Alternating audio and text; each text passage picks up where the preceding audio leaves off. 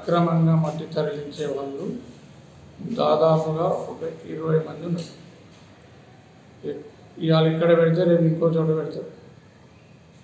అధికారులకు ఫోన్లు చేస్తే మా దగ్గర సిబ్బంది లేరు, నైట్ మేము రాలేము, ఈ ఆన్సర్లు వస్తుంది. 100 డైలీ కాల్ చేస్తే కొంతమంది పోలీసు వాళ్ళు స్పందిస్తున్నారు, కొంతమంది పోలీసు వాళ్ళు వంకర టింకర సమాధానం చెప్తున్నారు.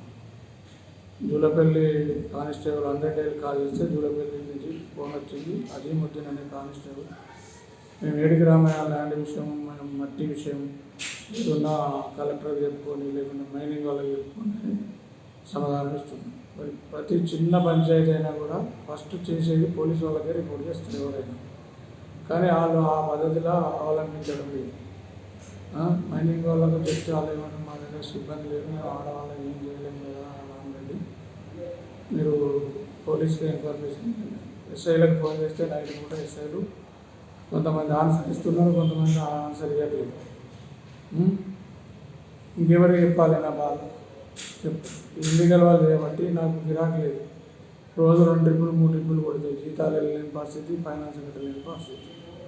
కాబట్టి అధికారులు స్పందించి కలెక్టర్ గారు కానీ, ఎంఆర్ఓ గారు కానీ, మైనింగ్ ఏడీ కానీ, పోలీస్ సిబ్బంది కానీ మేము ఇంటిమేషన్ ఇచ్చినప్పుడు స్పందించినా కూడా పనులు సీజ్ దొరుకుతాయి.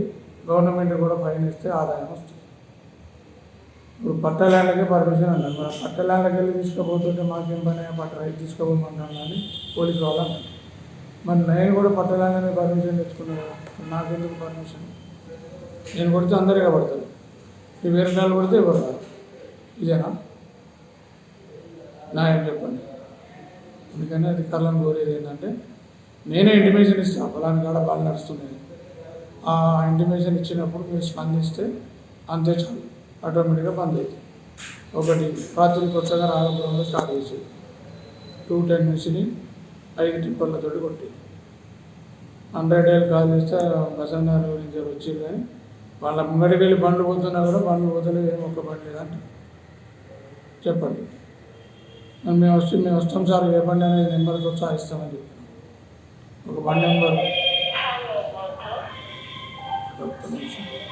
రాత్రి బండ్ల నెంబర్లు కనిపించకుండా నెంబర్ ప్లేట్ తీసేసి సైడ్లో నెంబర్ ఉండదు, వెనకాల నెంబర్ ఉండదు, ముంగట నెంబర్ ఉండదు. అది ఎత్తుకంగా ఒక బండి నుంచి నెంబర్ దొరికింది, పాసింగ్ కనిపించలేదు. 2680 టిప్పర్ నెంబర్. ఇంకా ఇటు లోకపేట సైడు కుదురుపాక నుంచి వెళ్ళి మట్టి తరలిస్తున్నారు. లోకపేట ఊరెమ్మటే ఊరు ఇటు నుంచి పోతుంటే, ఇటు నుంచి పోతుంటే ఎంట్రన్స్లోనే ఒక 1000 ట్రిప్పులు పడుతుంది. అక్కడ ఆ 1000 ట్రిప్పులు ఎగిన నాకు గిరాకీ వస్తే గవర్నమెంట్ ఎంత ఇన్కమ్ ఉందో చూడండి. ఆ ఇన్కమ్ అంతా గవర్నమెంట్ లాస్.